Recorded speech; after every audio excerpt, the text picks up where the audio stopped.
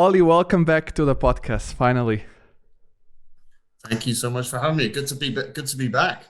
it's been more than a year since you've been on the first time. It was like episode 30 or 40 or something 30. like that. 30. I remember it was a good. You were on our 30th, so that was our kind of lucky numbers.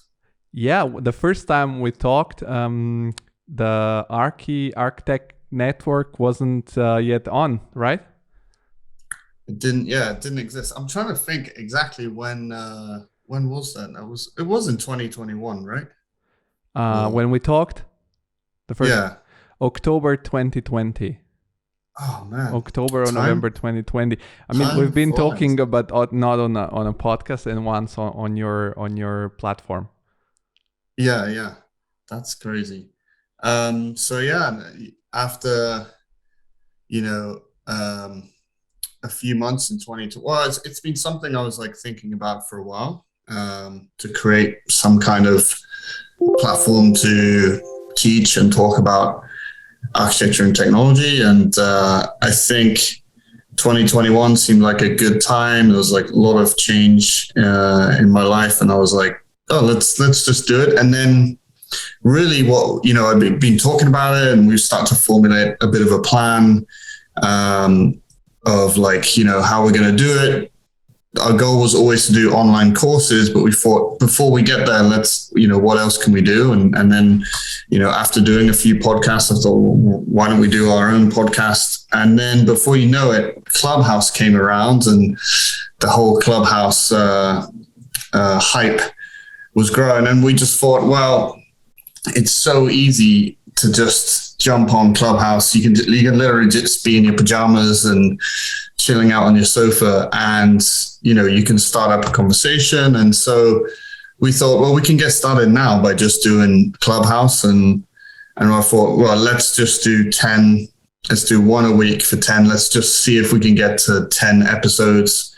And we got to 10, and we had some really great people on, and it just kind of grew from there. So yeah, we started with the podcast. We're on 34 today. We'll be doing one later today on number 34. We'll be talking about video games and architecture.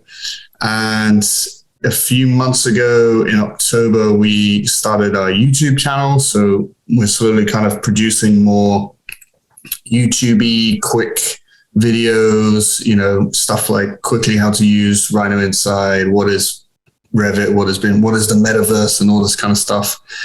And we're soon about to release like our third kind of platform, which will be our website and online courses. And we're going to do like a Grasshopper 101 masterclass, which we'll break the news here if you want to, we'll announce it essentially. It sounds great, and you're not doing this by yourself alone. You have also some other guys on like your trilogy of people, the frontmans. Yeah. So it started with myself and a guy called Guillaume, who's we were both working at BIG at the time. He was he's been a designer for a number of years, but he's also been that computational guy that people went to in the office. And he transitioned to become a computational specialist. I was a BIM specialist at the time. And we kind of combined forces. And together, me and him were teaching Grasshopper in the office. I was obviously teaching BIM and some Hologram and Enscape and, stuff like that. And we were often talking about the same thing and the same challenges. So we thought, let's do something together and create a platform. I've been thinking about it for a long time. I was like, hey, would you be interested? And so, Guillaume and I started to think about courses and that kind of stuff. And then, Faisal was also in the Clubhouse space, and he was one of the first people to interview me along a little while ago now. And, I thought he would be a great addition to have as well. So then the three of us kind of got together, and then we started the first podcast, and then we've just been slowly building from there. I've been once on the show too, as you mentioned before, but Yeah. I've been on a very particular. I think it was a little bit of a different episode than the usual because there Right. were quite a few people on Yeah. the stage, but usually it works like you have your clubhouse and every weekend you have an expert on, and you and Faisal and Guillaume, if I'm not pronouncing wrong. It's a difficult name. I called him Gilliam for ages, and he was like, "Yeah, no, my name's." But basically, you guys interview or talk to people from different fields of expertise related to Archi-Tech and business.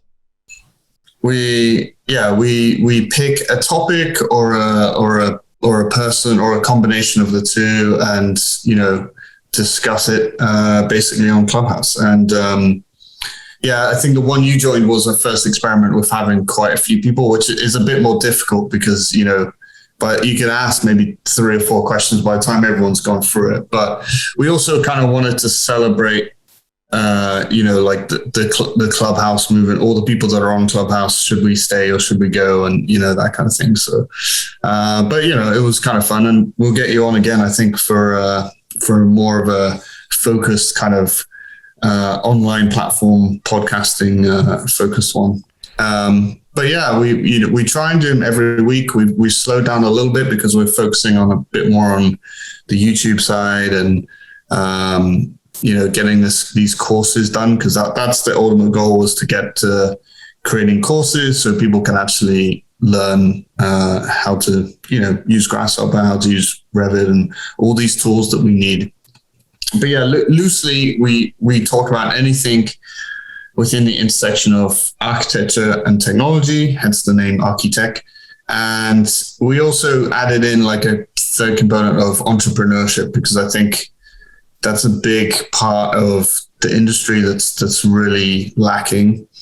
And the reason why we started the Archi-Tech Network was because I felt that we kept seeing very similar things, like as a specialist, or an architect that's just digitally fluent and digitally thinking.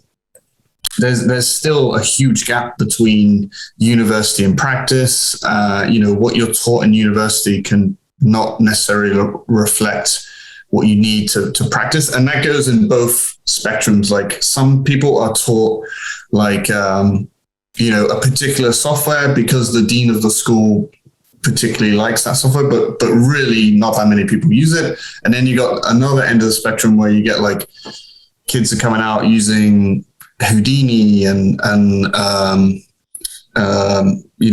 maybe Blender and things like that, which are really cool, powerful tools. But unfortunately, like, if you get a job tomorrow, you're not going to be using them. And they've like never opened Revit, for example, or stuff like that. So we felt that there was a big gap for students. And also just in general, we're as architects, we're really slow to adopt technology.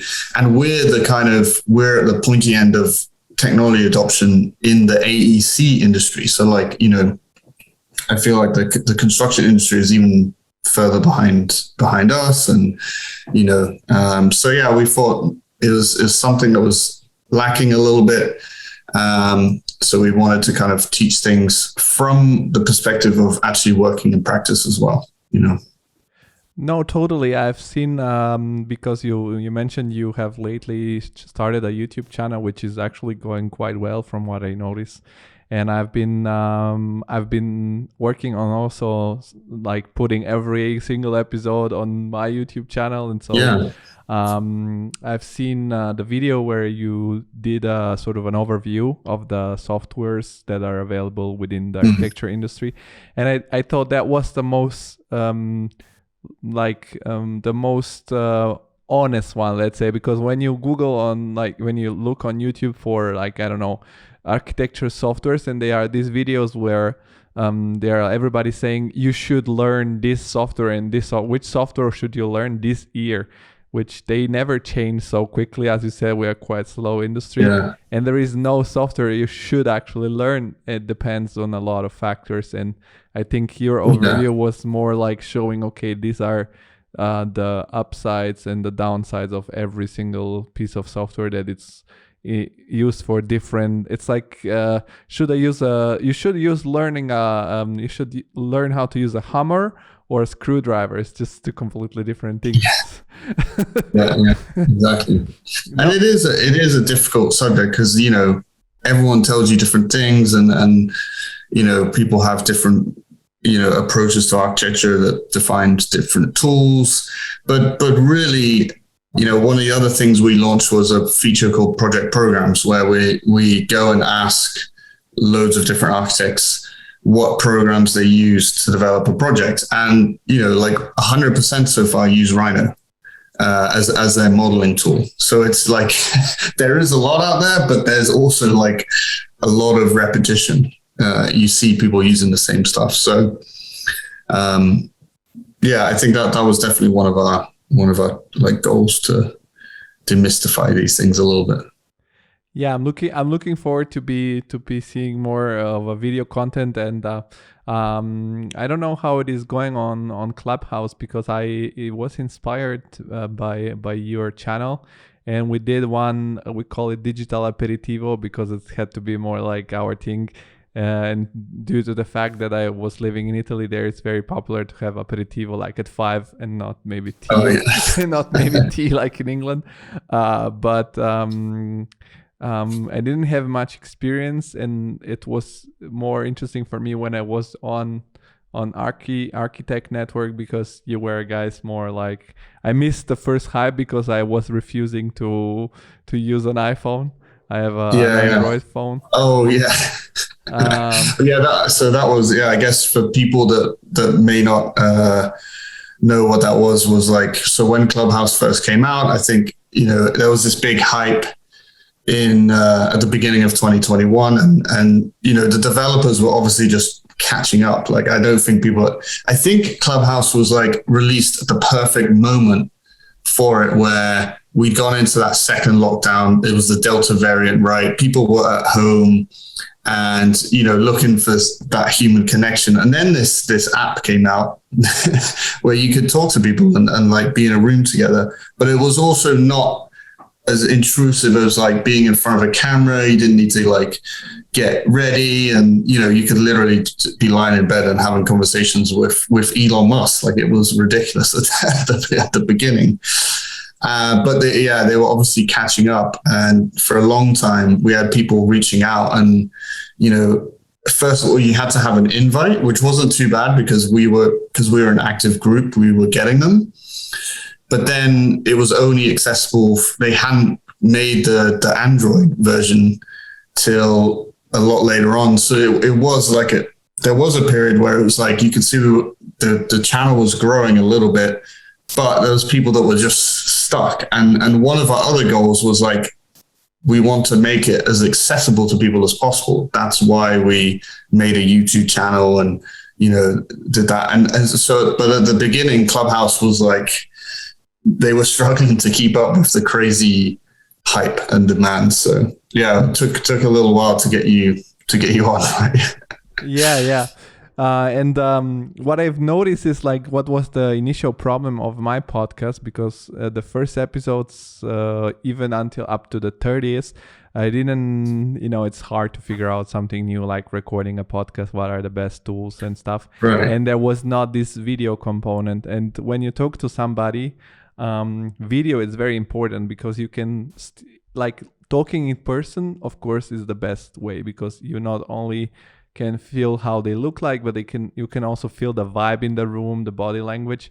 And when you have the camera, at least like if you start talking, I don't know, for 10 minutes and you see me, I'm like bored or something, you'll like stop, like you'll stop or do something. And I think on Clubhouse, it's like very, very a little bit gets chaotic, because when like people talk and they talk like it felt like people go there to talk, or just to listen. But if they talk a lot. Yeah. And so I'm curious, are you because you told you were maybe planning to do some slight transition or something different, but also the powerful part of your platform, and I think your audience is very engaged exactly because it started as a platform where everybody could come on stage and ask questions, which is the downside of my podcast. It's recorded and nobody can ask a question. What would be for you a different direction? You were talking about video. How would you do it? Maybe a group call where everybody can decide to whether turn on the webcam or not. Yeah, I don't think we definitely want to add a video podcast component. And I think, it might be in addition to, so we do maybe one video, like one traditional Clubhouse one. For a little bit, we're thinking about combining it. So like maybe the people that myself, Guillaume and Faisal and our guests could be online, like on a Zoom, but then we're also on Clubhouse so people can tune in and like ask questions and that kind of stuff. So yeah, we've been thinking about that for a while. I think just Clubhouse is kind of, it's tricky because I moved, since we talked, I've moved from New York to London. I'm now I've been in my new apartment for a week. Hence why I'm doing the video this way, because this is like, this part of the apartment's finished, but the rest is like boxes and crap everywhere. Congratulations anyways. Yeah, it's like a stage. This is all set up, but the rest is all behind the scenes. But yeah, I think it was just, so I moved and Clubhouse is based on your phone number. And I still have my US phone number, but I'm having to pay for it just to keep my Clubhouse account, and you cannot switch it. So that's one thing that's annoying, because my profile is then linked to the Archi-Tech Network profile. I can create a new one with a new number, and then I have to delete my old one, but then you delete all the people that you've built up that follow you, and you bring in, so that kind of stuff. So, and also Clubhouse is just, I think it's slowed down a fair bit. I'm definitely interested to see, there's a part of us that like we started on Clubhouse, so I'm really reluctant to, completely leave it behind, but also it's not developing quite at the speed, and, I can't even change the phone number that it's linked to, which is super annoying. So yeah, we're definitely kind of I think we'll definitely have a video element in a video podcast, but we might we'll have a traditional, our traditional podcast, and then something else. Like I think Faisal might create a podcast specifically that he'll lead, and, we'll have a bit of a mix. Maybe a good option when you were like describing what could be the options. I was thinking that one cool idea would be for you to maybe do a Twitch or YouTube live stream, because the powerful thing, as I said, from the whole platform is that the people are very connected, because they feel like they can interact with you. And then I see that, I don't know, your channel grew so quickly to 1,000 subscribers, and on Instagram you're doing good. And when you create a new platform, you can see that these people are coming and following. So that's a very good thing. And I think maybe Twitch, or I don't know myself exactly which platform, which advantages and disadvantages has into streaming. What is YouTube better for, and what is Twitch better for? But yeah, that people can, and I think when you're live and streaming, you can always bring on people that are willing to participate. So maybe that would be an option. I think that there is something in that, maybe YouTube live in video, but then you've got Clubhouse on some kind of audio or something. We'll have to, like you, I think, like you mentioned, there is a technical side to it. Like our first 18 talks, we didn't record because Clubhouse prevented you from recording it. And then I bought all this this little audio equipment thing that was like, at the time, that was like, this is how you record. And you got to like, honestly, you're there with like 1,000 wires. You plug your phone into this connector, and then you're connected to your computer. And then you've got like this switchboard. And I was I was there for a day trying to get it work. I was like, this is too painful. And then we found an app where you could record whilst doing it, but now it records anyway. So, you know, there's a little bit of technicality to the, you know, how to actually do it and do it well. Like, you know, you're all geared up with the microphone and the headset now, which we need to catch up on that. So. Oh, I can give you suggestions, because in order to figure out what is good and what is wrong, I had to read a bunch, look a bunch of videos, and I had some gear that it was really good, but I didn't use it because I didn't know how to use it.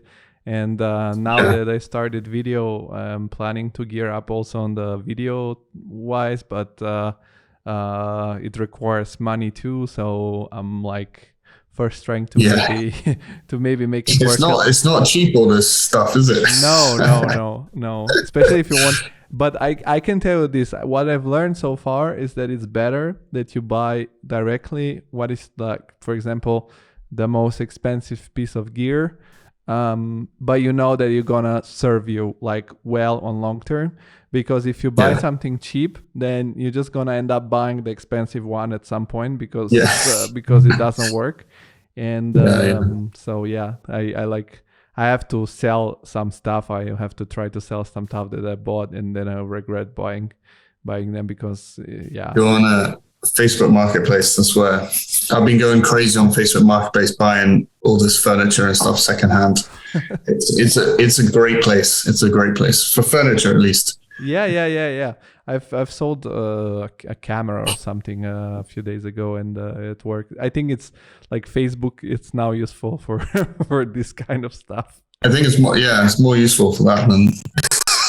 and you mentioned exactly this. You've moved. A lot has changed. You've moved from New York back to the UK after a long time, because before that you've been in Asia, in Hong Kong, if I'm not wrong. Yeah. In New York, and now you're still at BIG, but at the London office. So how is for you personally to be back at home after such a long time? And how come that this decision? And is it so seamless to move from one office of BIG to the other? Yeah. So it's a lot of. I posted the other day. So it's a year of a lot of change, you know, like good and bad. We started Archi-Tech Network, and that's been really fun to kind of throw myself into it. So like the start of the year definitely was a crazy start. Like I went back home in 2020 to 21 Christmas, New Year's. It was like got home, and then the UK went on lockdown. So like, you know, just stayed with my family, caught up with friends that I could, you know, within the rules. And then I came back to New York, and then because at that time, if you remember, the UK was like, you know, crazy with this Delta variant, but the US and New York hadn't come there yet. So like if you were coming from the UK, you had to quarantine for 14 days. And I had to quarantine, like my girlfriend at the time was in the apartment. So like I had to quarantine without getting like contact with her too much. And I posted the other day, I came out of that on February 1st, and I just moved into this place. And my first February 1st was like last week. And I remember coming out of quarantine, and it was like snowing. The whole of New York was like white snow. And I was like, went to the gym for the first time in ages. And I was like, man, it was a fresh start. I'd also, you know, me and my ex, we'd broken up, or my girlfriend then, we'd broken up. We were like one of the COVID breakups. And so I came out of this quarantine, broken up. Like I've been stuck in this bloody room for ages. I just finished like a project at work, and it was like super crazy. So it was like that was the fresh start. That's also when we kind of then, I think we had a first podcast with Archi-Tech Network at the end of February. So we're coming up for our anniversary. So February was like a lot of change. Girlfriend and I split up. And then I decided that, I've been thinking about coming back to the UK for a little while. I mean, she was part of the reason I was there, but also, to work, I got offered the job at BIG. And so, at that point, I'd been away for, 9 years. I left the UK in 2012. I went to Hong Kong for about 3-4 years, then been in the US since. I had a bit of time in 2018. I had to come back and do visas and that kind of stuff. A lot of change. And I decided, you know what, I'll see out the summer in New York and just, focus on work a little bit, put some effort into this Archi-Tech Network thing, just enjoy the New York summer. And then, I've been thinking about coming back to the UK for the last few years, just like, could I come back? I was kind of missing the UK. I've obviously been away from friends and family for a long time. And it just kind of all came together. And as I was thinking this and, early 2021 and summer, the London office had boomed through, for various reasons, they had a few projects that had come into the office and really grown. And I think they started the pandemic around 30, 40 people. And today we are about 110 or around 100. So the London office really grew. We've just moved into a new office and they were really struggling on the BIM side as well as, computation and stuff like that. They've been looking for someone to manage it and weren't finding quite the right character. And so then, I was like, hey, I'm kind of interested. I'll go. For once, I don't need a bloody visa. I'm a citizen. So that side is super easy because that's been the bane of my life for the last few years. It just kind of all came together then. So I left New York in September. I spent a month, just a bit of time to transition and work on ATM, but also I tried the nomadic working lifestyle. I had a month went to Chicago, then a couple of weeks in Portugal. Then I went a week in the Alps in Switzerland, which is another story in itself. I'm not too convinced about this nomadic lifestyle, but I tried it at least. And I came across to London, and it's been really great to be home. It's really hard to find an apartment. It was just crazy. People are coming back to the city, so everyone's looking for apartments. But I think the easiest part was transitioning to a office, even though it was inside BIG, so it's not like I was the guys from London had seen, I present to the London office as well about what we're doing in augmented reality or BIM and stuff like that. So I wasn't a completely new face, but at the same time, it was quite cool to, join the office. I joined the office when we moved into our new space here in London. So it was kind of a perfect fresh start. New office is really full of exciting people and new projects. So it's been really, really great so far. I'm really enjoying the London office. It's got its own unique culture. And, I think I've joined at a time where it's they're growing and people are thirsty for upping their BIM and computational skill sets. But then at the same time, you have the metaverse going on, the NFTs and all this kind of stuff. So there's just there's so many cool things going on in that, architecture and technology space. There's lots to keep you busy with. But yeah, it's been, a lot of change. I feel like this is the first weekend I've been in this apartment. So it's it's still taken some time to kind of settle in. But yeah, it's been, moving it always takes more out of you than you think, but it's good now. It's good to be settled. And first weekend, I'm doing a podcast with you. So it's all good. So we're opening the new apartment. That's very cool. Yeah. And also I saw that before you came back to the UK, you were also a little bit around the Grand Canyon, or am I wrong? Like you were on on a van trip. You said you didn't like so much or you're not convinced of this digital nomad life. How come? Why so? Like what was the you weren't working so much, probably you were more enjoying the local place. So, I mean, that trip I went to, the one you're talking about in the van, I decided to take 10 days and go and drive around, Utah and Arizona in America, which is one of the most incredible landscapes I've ever, like, I have to give the Americans, they've got some incredible national parks. And, one of them you would travel across the world to go and see, and they've got literally 10 all within, a few hours of each other. So, like Arches, Canyonlands. Then you can go on the other side of Utah and you've got Bryce Canyon, Zion, and all this kind of stuff. If you've ever, been on Instagram and seen those hiking stuff, I'd say like 90% of them are from Arizona. Utah and Arizona. So my antidote to going through a breakup was like, I just went traveling. So that's in the US, that's a good because antidote. it was, at the time it was difficult to travel outside the US because of pandemic, and also my visa, it was tricky to move in and out during the travel bans and everything. But America's a huge place. So I went, did a bit of skiing and went on this Utah trip. But yeah, in between from London to New York, or New York to London, I did spend that month in Europe. I'm like super excited to be back on the doorstep of Europe. You can't beat, all the different places Europe has and how easy it is to get there.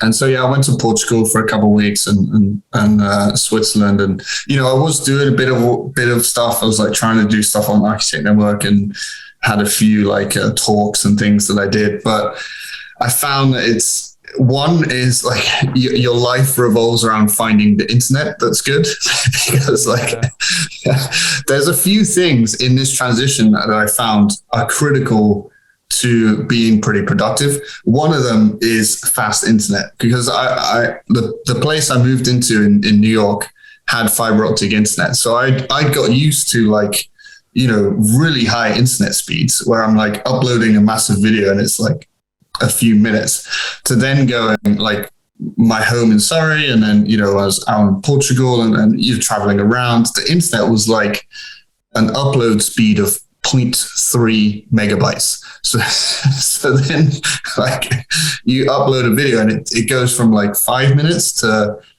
5 to 10 hours, or you just leave it overnight. And so finding internet was like the bane of my life. And then also, I think it is difficult with architecture, because you're like, you need a good computer and stuff like that.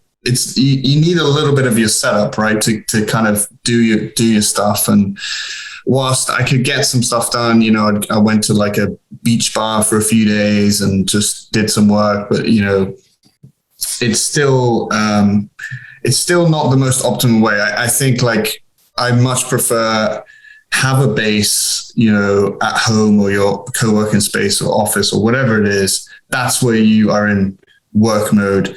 And then work really hard and take a week off and go and travel and just enjoy traveling. I think that to me works a little bit better. Or you do more sustained traveling. Like if you were to go full nomad, you spend 3 months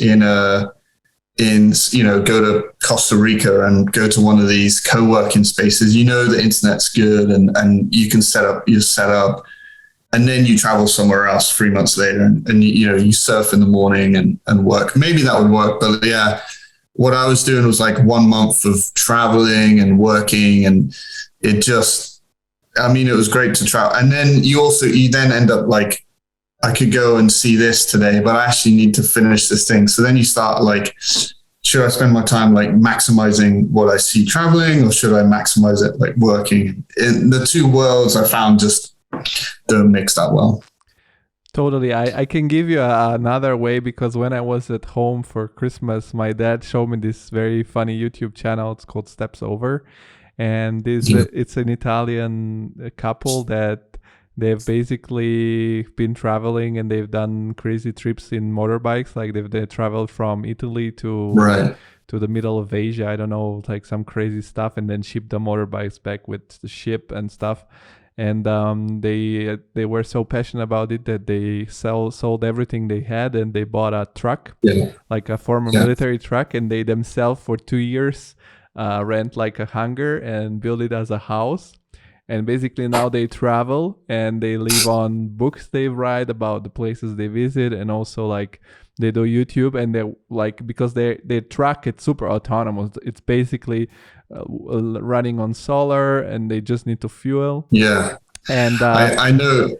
And they upload the videos in the parking spots of Walmart, for example. Now they're in the US. They've been traveling for 5 years, and when they need to upload a heavy video, they go in Walmart, and you can see them walking around with the laptop.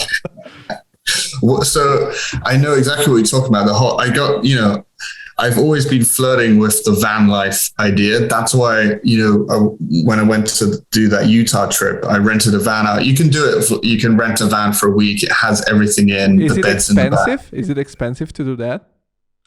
It was. Yeah, it's not cheap. It's not expensive. It's probably cheaper than like a normal holiday. Let's say in the US, you get a hotel, and then you also need a car in the US. So like, by the time you spent $1,000 or so on a hotel and then a few hundred on a car, it's probably a little bit cheaper, but it's not. It worked out cheap for me because my flight got delayed, and they booked too many people. And in the US, this happens all the time, but it's great.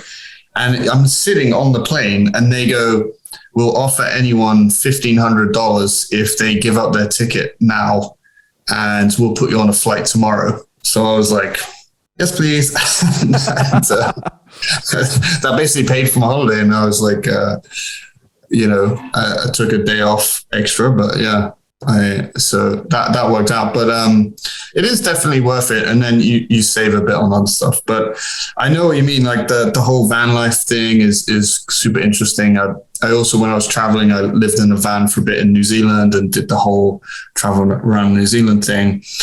And I think it's really cool. And there's something really interesting about that. But for example, one of the days I was doing that Utah trip, the park that I was going to go and check out that day was closed. And I had my drone with me, and I was like, why don't I make a little drone video for architects about, because I got this little Maverick Mini, and I think it's great. And I thought I'll do a little video, and like a little vloggy style video. And, it's great to watch. You see like all these like cutouts of the van driving by, and you doing all this stuff.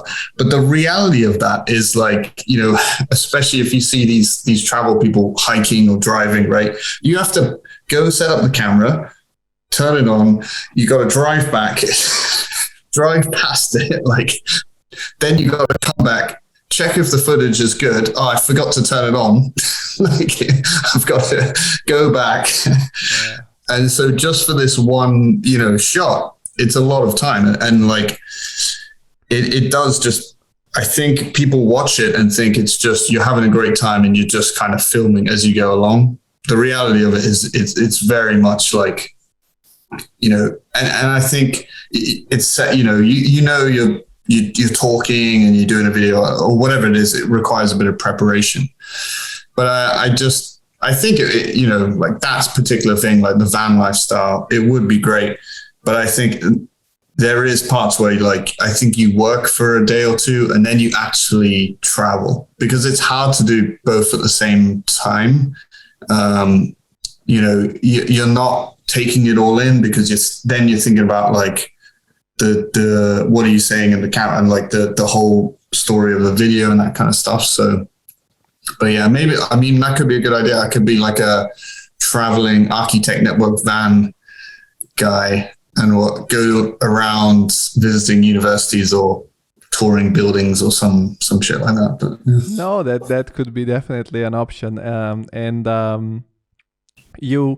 You have this leverage, and this also the reason why you're like probably positioning the podcast in this more tech oriented direction is because you have this how do you say, this advantage that you work at BIG, which is the office that's probably, together with Zaha, did probably one of the most on point on these topics. And you've been now doing over 30 something or 40 something podcasts with different people that talk about business, people that you have talked a lot about NFTs, crypto, metaverse, of course, space architecture, because BIG is involved also big time in this topic. So what are, in your opinion, now like the next trends? Because I'm very now interested into NFT, because in the beginning, when the first so to say blow up of NFT was like when Beeple got all these millions of dollars, right. And like it wasn't clear, okay, you own the art, it's so cool, but it's probably for very famous artists. And then now that I read more into it, it's basically a contract, and you can apply it in different fields. There are the DAOs, which are these decentralized organizations. So what is for you like the wave to catch on? Because, and at which point of the wave are we? Are we still, is it already too late? So what do you know about this topic? What is your opinion on this? Yeah, I mean, like we touched on, I think that we're in a really interesting time where you've got three kind of genres converging together. You've got blockchain and, that cryptocurrencies, NFTs, this whole movement. You then got metaverse, this whole virtual worlds and virtual environments, which is obviously linked with things like NFTs and cryptocurrencies. That's going to be the way that you buy stuff and create transactions in the metaverse. And then you've also got video game engines and the video game industry coming more and more into that for obvious reasons. Like a lot of these things are based on game engines, and more architects are spending time in game engines. Even architects designing for games, like we saw with Zaha and Pug. I always forget how to pronounce it. And I think all of these three genres or topics are like converging together, and I think we're very much in the, every technology goes through the technology hype curve, right? There's that initial crazy hype, and then there's like this the trough of disillusionment or something like that, where like, for example, electric cars, right? Electric cars is a good example. Like in the 60s or 70s, it was like all this hype about electric cars. We're all going to be driving electric cars. And then it took 20, 30 years for that to come true. And then it's only in, let's say 2010, 2020, we're actually seeing decent electric car Teslas like on our streets. So I think we're very much in an early stage of like, I think it does have similarities with, if you go and Google like news broadcasters, when they're trying to explain the internet, it's quite similar to like them talking about the blockchain, right? Yeah, it feels in the face like when, for example, you were explaining like the website specs in the days, and there were a lot of these reactions where people were like, "Why would you do a website? It doesn't make any sense. It's a stupid idea." And then becomes, I think we're still in this stage where when it's even hard to explain what blockchain and NFT is, and now they're popping out this DAO, and I mean, I've been reading a little bit into it, but technical wise, I don't know anything. But I'm starting to understand the principles, but I don't know. There are some loopholes that I still have to get clarified. Yeah. No, I think it's exactly that. It's like the dot-com boom where everyone, if you were saying you were building a website, people were just super excited. VCs were like throwing money at you. And, there's like all these websites for everything. And out of that bundle, there was the Amazons, the eBay, PayPal, and all these other like things that rose from the ashes of the other failed websites and things like that. And I think we're in a similar era for that. Like, let's say NFTs, for example. I think, super exciting movement, this new movement in digital art, this rise in digital art. But really, NFTs can be anything. It doesn't have to be linked to art. It's like eBay started out because they sold Beanie Babies. That was their thing, like was Beanie Babies. Like what Amazon was like just books, right? For example. So NFTs has kind of gravitated towards art, digital art for one reason and another. But I think that, I think there's some really interesting things about using NFTs with architecture. I think is super interesting, like selling virtual buildings or digital buildings or digital assets or things that we produce. I think when you think about the business model of architecture, right? At any firm, even if you're like a large firm or a small firm, and I'd have to ask and see what our hit rate is, but like the amount of projects that you design versus actually get built is pretty low. I would guess like 20 to 30% would be pretty good for an architect. I think Bjarke said in one interview that's even way less. Like it's like 5 or 2 or something like that. Well, I think you're probably right. So because you have to consider as a project, every single client that comes and says, can you make me kind of an idea? And then you make this really rudimental sketch and then they just kill it already there. Yeah. So, I mean, there's a fun kind of argument that like, okay, if only 5 or 10% is actually built into bricks and mortar, and the rest basically live on these servers, the big servers or Zaha servers or Foster servers as like these digital buildings that just sit there. Does the metaverse then become like a place for us to go and put these unbuilt projects or experiment and see how people actually will interact with them? Is it a place to kind of, create new revenues for that unbuilt work? Obviously, there's complications with confidentiality and stuff like that, but there's quite an interesting argument when you take a step back and realize, you could argue an architecture firm is more a graphic design company than a actual bricks and mortar architecture firm, right? Because most of what we do is images and renders and diagrams and stuff like that, and it never gets translated into built form. So are we, technically are we graphic designers? Like, obviously that's a bit of a kind of funny argument, but like, yeah, I think, do the combination of NFTs and blockchain, there's so many interesting things. Like, does it give us a place for us to create new revenue streams by selling digital work and assets from projects as NFTs? Does it give us opportunity to crowdfund projects? Can we use cryptocurrencies and blockchain to crowdfund future projects, and then we fund our own stuff?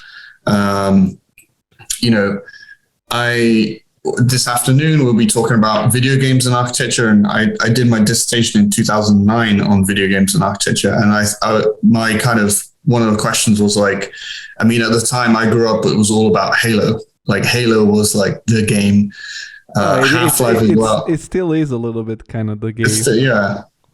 Halo, Half-Life was like the first game I ever kind of played, the first shoot 'em up game I ever played. And I thought, well, how many people have experienced the the built environment in Halo, for example, or Half-Life, or one of these other games, versus how many people get to go up the Gherkin here in London, or like the Lloyd's building, right, and experience it. You're probably talking about millions and millions of people on a video game experiencing this space and this architecture in a video game. So, why not, have it as a new space for architects to design for? And there have been architects that design for video games and stuff like that. But I think it's only now, 10 years, that was in 2009, more than 10 years later, we're now actually starting to see that a bit more. So yeah, it's too many like potential routes to go down. But yeah, I think it's a really exciting time. And for sure, we as architects should be paying attention, because it's something that is in our realm. Like the metaverse is about creating space and creating forms that people explore. And so that's right in our wheelhouse of expertise. NFTs, I know, let's say specifically, let's get into the zone of NFTs and art pieces and stuff like that. Is this a way that we could create an additional revenue for architecture firms? Crowdfunding your own projects, all this kind of stuff. So, but yeah, the NFT space is a bit of an odd one, where we're now in this era of crypto punks and these like ape characters and selling for millions, and it's all a bit strange, but I'm sure some cool stuff will come out of it somewhere along the line. Totally. What fascinates me most so far from the NFT world, and the like what has been a little bit of an aha moment lately, it's been that so far we have had all these cryptocurrencies like Bitcoin, Ethereum, Cardano, Solana, and all of those most popular one. And the people were like, okay, what is the use of these cryptocurrencies, a part of speculating by buying them and hoping they're going to explode, resell them and make a bunch of money.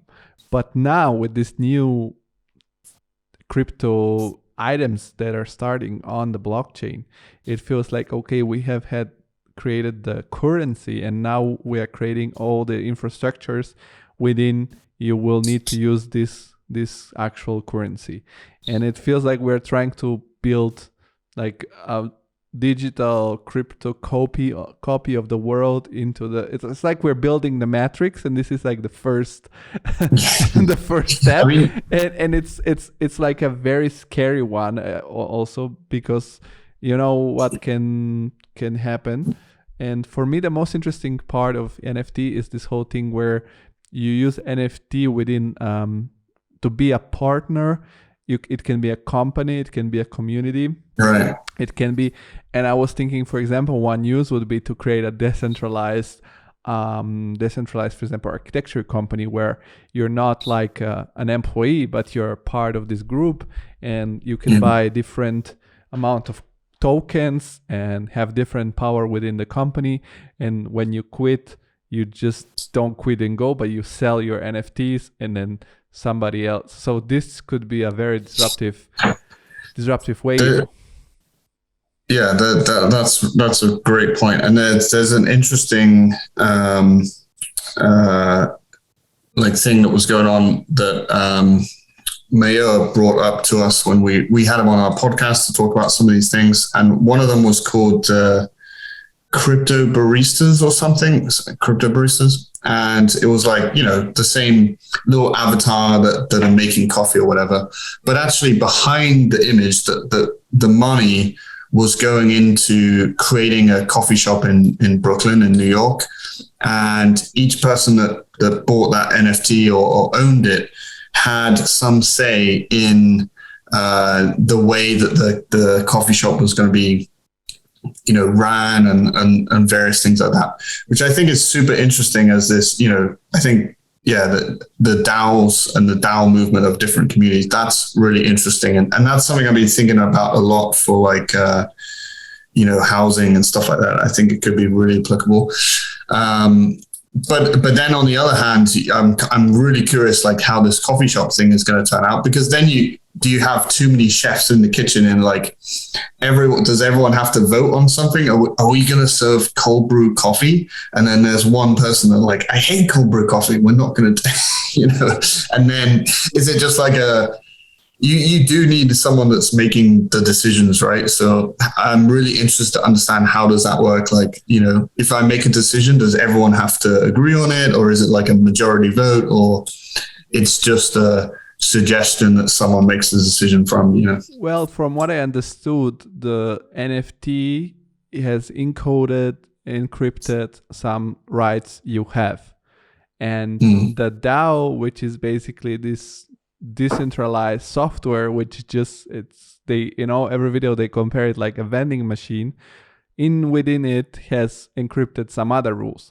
So for example, the initial rules can be, we're gonna have this certain amount of coffee types. Let's say we're gonna sell cappuccino, cold brew, espresso, americano, and whatever, and that's unchangeable. Like maybe that's unchangeable, that will never be changed. Or the only condition to be changed, it's gonna be like the parametric stuff. Like you set up all these rules, then you say, okay, run, and that's the scary part for me, because like I don't know, it's gonna be feeling like big machine or code controlling people, which is weird and has advantages, or at least I have to get it to the point to understanding to where I say, okay, this works completely fine.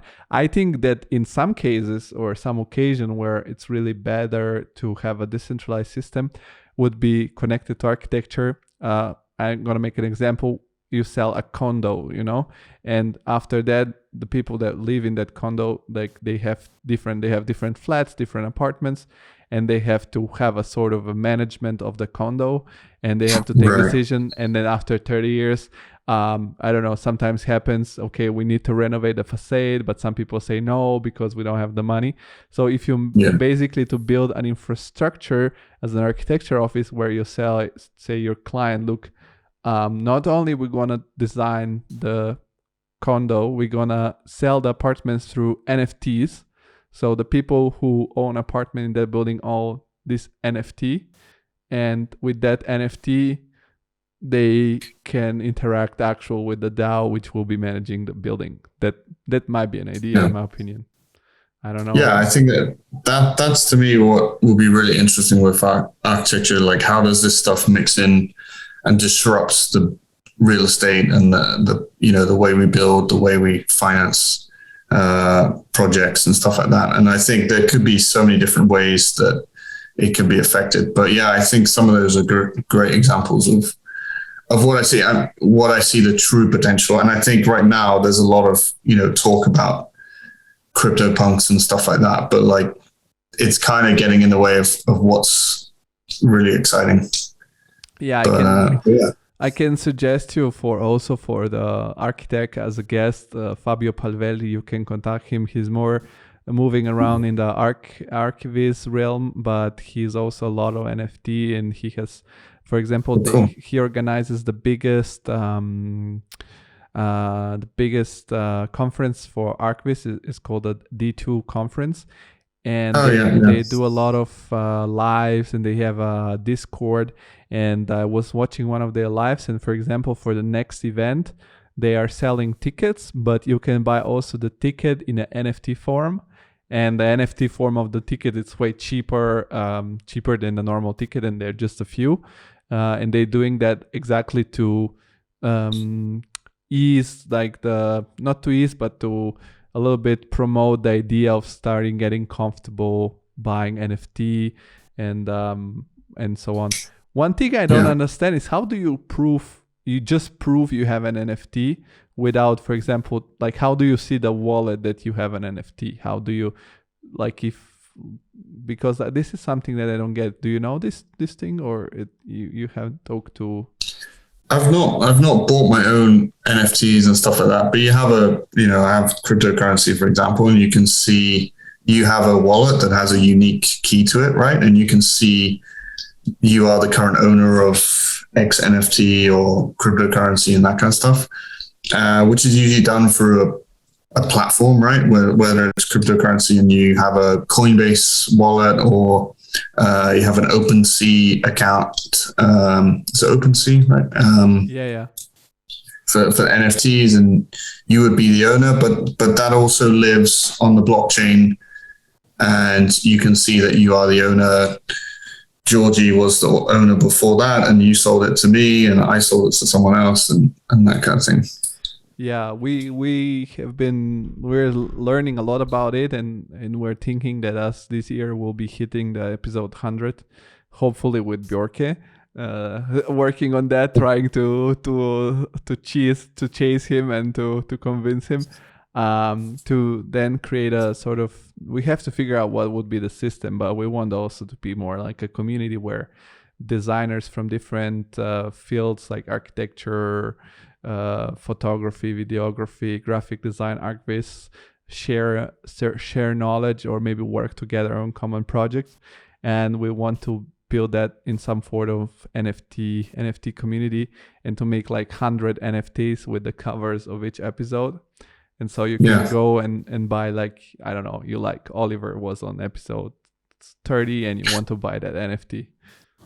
Yeah, we've been thinking similar ways because now as we're moving to courses and things like that, we're trying to think of how we can raise money to hire other people to do courses and like, take Archi-Tech Network to the next level. And could we NFT diagrams, for example, as a way to crowdfund, future stuff? So I think there's something in it. I think the other thing you have to consider is like what platform you do it on, because like you can use more sustainable blockchains like Tezos and stuff like that, which I think is super important. Everyone seems to just be creating NFTs right now, but it can be quite energy intensive. I have to look into it because I don't know the topic so well technically. I know that all the people that are doing big stuff, they have also a whole team that take care of the technical side, and so it's an interesting I think it's the first big wave that are experiencing as an adult, because like when I heard the first time about Bitcoin, I was like 17. So I didn't have the money. The first time I heard about Bitcoin, they told me it's $2,000, and I was like, whoa, that's a lot. And if I had bought, like if I had $2,000 to spend on a one Bitcoin, now I would be in a better place probably. And this is the first time that I'm hearing something, and when I talk to people, I see the people reaction. It's quite confused. They're like, "This is total bullshit," and I'm like, "Okay, that's good. That's good. It's not too late. It's not mainstream, so it's gonna. I'm curious." I don't think in general it's not about the metaverse and NFTs and all that kind of stuff for architects. It's not too late at all. I think if anything, we're in a period where it may not be a bad thing to just step back a little bit and see what's going on and where the dust settles, because everyone's like, metaverse is a new hot subject, and like people are like, oh, let's do this metaverse, and they don't really know what a metaverse actually, like what it's going to do, or like why would people even go there. It's like, let's just create one. And I think we're in that, like, again, that .com boom, that the metaverse boom, and the NFT boom, and we'll see what comes out of it. Yeah, I've heard some people predict in 2-3 years it's gonna expand from just the gaming to more other, like it's gonna become more common in other fields too. And another topic that's really interesting to me, and I've been reading also lately, there was an interview on the Detail magazine about architecture and science fiction, and your office is involved, BIG is involved more and more in these projects for the moon and for Mars. like, have you been involved? I think one of the people involved was on the Archi-Tech Network. I missed that one, but I'll catch it up on YouTube. So what is going on there? What can you tell us? Are we going to the moon soon? Well, yeah, I guess the ambition is right, but that's not us. That's Elon and NASA and Bezos. They'll be the ones going to the moon. But yeah, we've obviously I was involved in one of the projects, and we've had a couple projects where we're working with Icon 3D Printing, which is a super interesting company. And we've been working with them on projects on Earth, on the moon, and on Mars. And I think the 3D printing space is super interesting. There's some really great companies out there that 3D printing. I was a little bit skeptical a few years ago. Like, I don't think we'll be building buildings out of 3D printing anytime soon. But actually, it's really moved on faster than I thought. Icon, for example, they can 3D print, concrete homes today. You've got companies like Branch Technology, which has this pretty awesome kind of way of printing carbon polymer mesh. You've got, and I forget the name, MX. Something or other, they just printed a 3D printed bridge in Amsterdam that's made out of, they can print in metal, which is super interesting. So I think 3D printing is really coming on. And one of the reasons why it is coming on is because of this new space race to the moon and to Mars and this kind of stuff. So I think by going and designing for these like extreme places and these huge extreme challenges, it's expediting the progress for technology that we use here on Earth. Like a lot of, I've been asked a few times, like, why are we spending time building for the moon and Mars and stuff like that when we have so many kind of issues that we need to tackle here? But the resources globally, like is very sort of small for how many people are working on these kind of things. But the return on the advancement in technology filters down into everybody's life. Even, technology that we're using today has come from, NASA and their, missions to the moon and sending satellites up and all this kind of stuff. It creates technology that trickles down into real life. So yeah, I think it's another really interesting thing. There's too many cool things going on. I think, the architecture industry is evolving as well. But yeah, I think 3D printing and the idea of printing in on the moon and Mars is going to help advance the technology, and you'll see it being used more and more on planet Earth, which is an odd thing to say, right? Actually, I've been on a convention here. One guy from ESA, which is the European Space Agency, was giving a speech in Frankfurt. And he said back then, that was like 4 or 5 years ago, he said every dollar that you spend on space technology, because people are always complaining, why do we go to Mars? It's so stupid. It's like we have so many problems. So every dollar you spend, there are 2 in return through this technology. Yeah.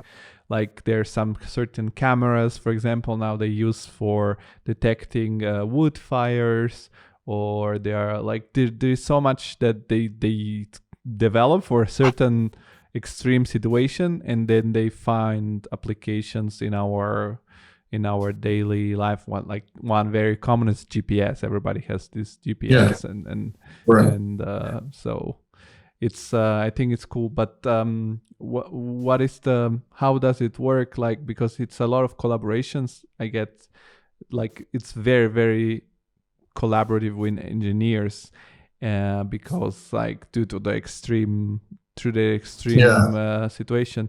And another thing I don't get through the 3D printing here on Earth is how do they do it? Like, because concrete needs steel usually to be like to be strong enough, or like insulation and stuff like that, and it's all concrete. So how does the two things look like? Yeah, it obviously depends. I don't know too much the details of, or I can't spill too many of the details of the wall buildup and stuff like that. But like, for Icon, for example, they can print a concrete structure, but it's also hollow, so you can fill it with insulation if you want to fill it. You can put in rebar if you need to create columns and beams and stuff like that. So it's not like a completely finished thing. And the services as well go in and cut through the holes that are printed in it.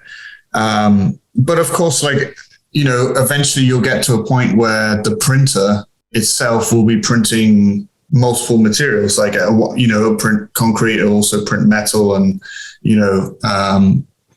some kind of material for insulation and stuff like that. So it will evolve. But yeah, I think Icon, for example, they're building a lot in, they're from Texas. They're a company based in Texas. So they're building in Texas and Arizona, and that has a climate that, it works for fully concrete buildings, and, you just create insulation gaps inside the walls.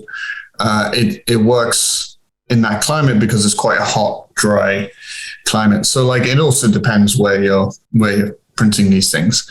But I think, the podcast we did with on space architecture with Julian, it's one of my favorite because I really, we got to see inside the office, like what they went through to create that project. And it's super interesting because, again, I can't talk too much about it, but like, the design of that project is really this beautiful combination of form and function, and also realized through computation. Because when you're building for space, that there's not much extra stuff to just, that just makes the building look nice. Like, everything has to perform a function, and the fact that it looked, at the end of it, it was quite a beautiful object, I think is a really cool example of that pure form and function approach to architecture. And, I think I know that the teams work really closely with various experts and people from NASA to learn and understand about the environment and the challenges that you have to address when you're building on the moon and Mars and that kind of stuff. And that goes into the project. And I think, someone said to me once that, like, as an architect, you don't have to know everything, right? But you have to be able to understand and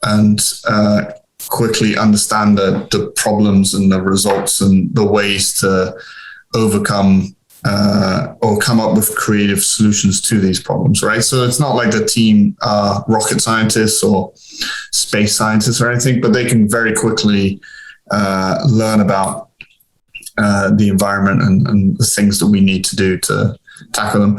Also, I think people don't realize that, like, that just the NASA website alone has a ton of research papers and stuff like that, all for free, that anyone can download and learn about space, which is, again, I know the team spent a lot of time at home reading through this stuff, but it's all free and it's all accessible for you to download.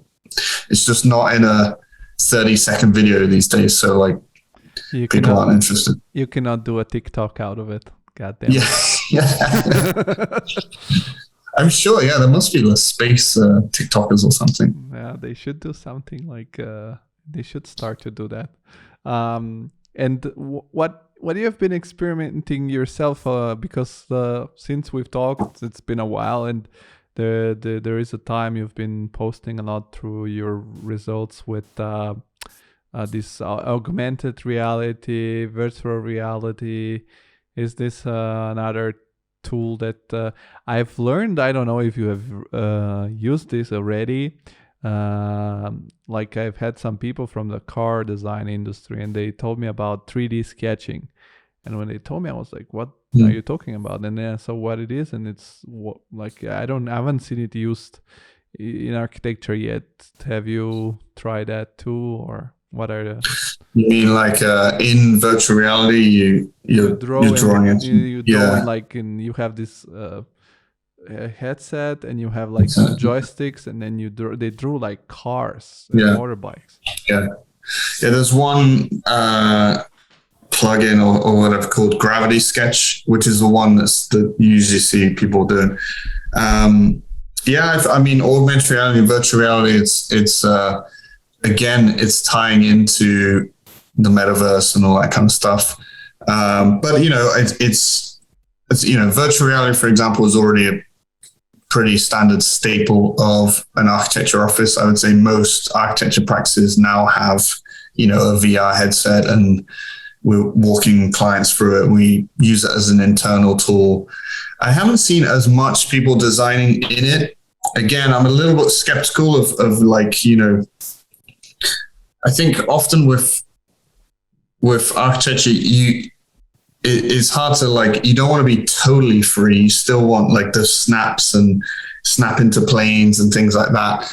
And the ones that you usually see are just extremely freeform. So it's a little more difficult to do, but we did test out Gravity Sketch. It was super fun, but I wasn't 100% convinced people would use it. But maybe that's just because, we're not at a stage where every workstation has a little VR headset, right? So maybe in a few years, like you'll be looking at your screen and you put on the headset, do this, then you go back to your screen or something. Or maybe it's the moment when, Apple come out with their glasses and there's like that, you can look at the table and you see it in augmented reality, and you can play with it with your hands, and you're in Rhino at the same time. And so obviously we've been experimenting with things like this, like Hologram and the HoloLens and stuff like that. And I think maybe as these technologies develop and become more accessible, we'll see more people drawing and sketching in VR and AR and stuff like that. But it's definitely something we've been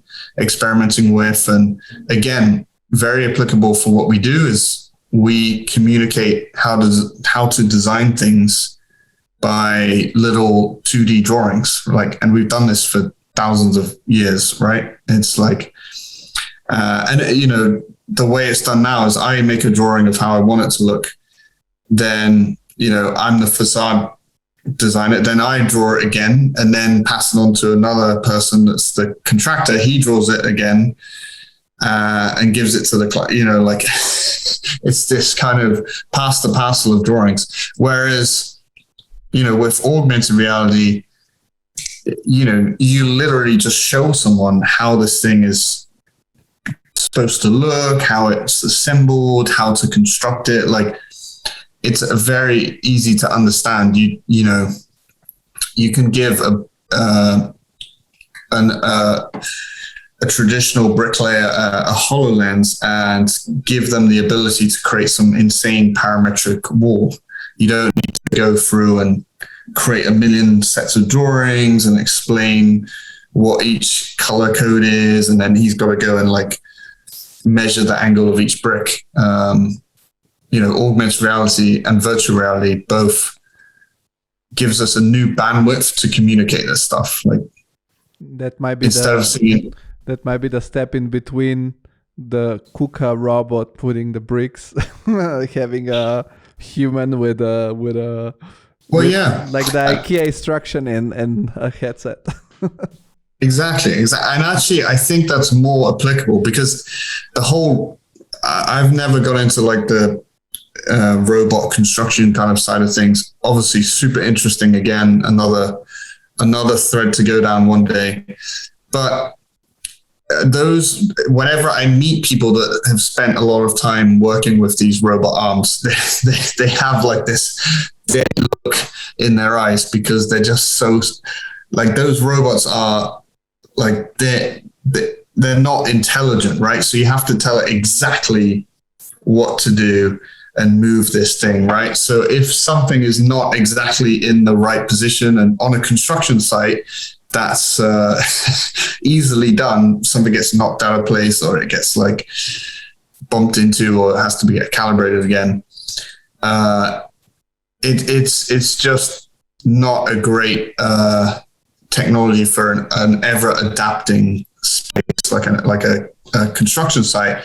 Whereas, by adding components like the HoloLens and stuff like that, you could see a new generation of on-site construction workers that are maybe not big burly dudes making brick walls. It's like, a new younger generation of people assembling objects like a giant IKEA set. I'm playing with Lego as we speak, and it's just like instructions on how to put things together, right? So I think there's something more in empowering people to build through augmented reality and virtual reality, rather than robots coming on and robot bricklayers and stuff like that. I think we just need to figure out what will be the boundary between this virtual reality and the actual reality, because we can see how, for example, social media, where the virtual reality of